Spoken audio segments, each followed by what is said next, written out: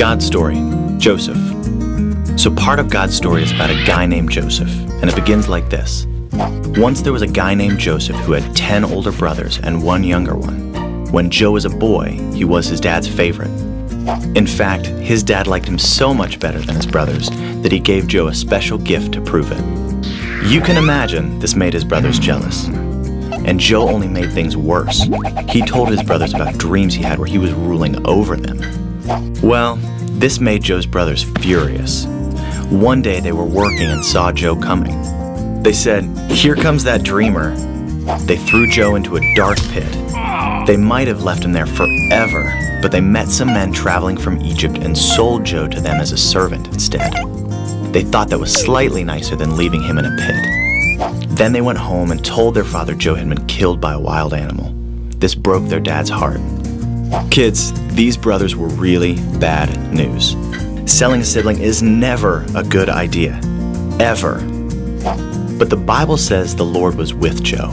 When Joe was a servant, he worked for a really important rich guy named Potiphar.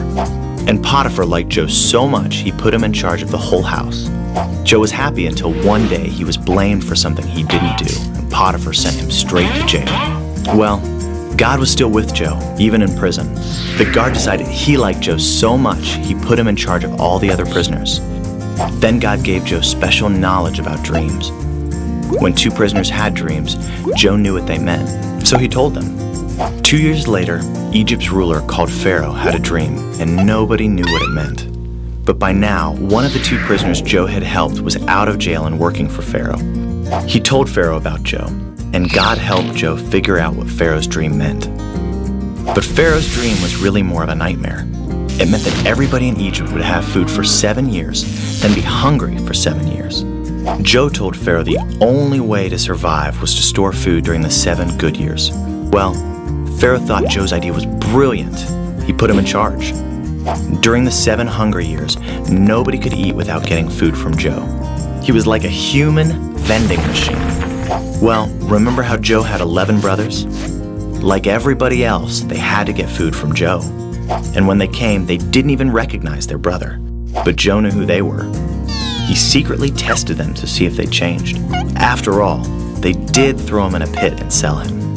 Finally, he couldn't hide who he was from his brothers anymore. He told everyone to leave the room because he was about to cry. After sobbing for a few minutes, he told them, "I'm your brother Joseph. I'm the one you sold." The brothers couldn't believe it. They had hurt Joe, but God had taken care of him during the good times and the bad. Even with everything they had done to Joe, he forgave them because he was willing to follow God, even when it was hard. Joe told them, "You planned to harm me, but God planned it for good." And God used Joe to save many lives, including the family that was part of God's special rescue plan. And that's the story of Joseph. So in case you missed it, here's the quick version. Joe was his dad's favorite. His brothers sold him. Potiphar put Joe in charge. Joe was sent to jail. The guard put Joe in charge. Pharaoh had a bad dream. Joe told him what it meant. Pharaoh put Joe in charge. Joe's brothers had to come to him for food. Joe forgave them. This was part of God's rescue plan. And that's a part of God's story.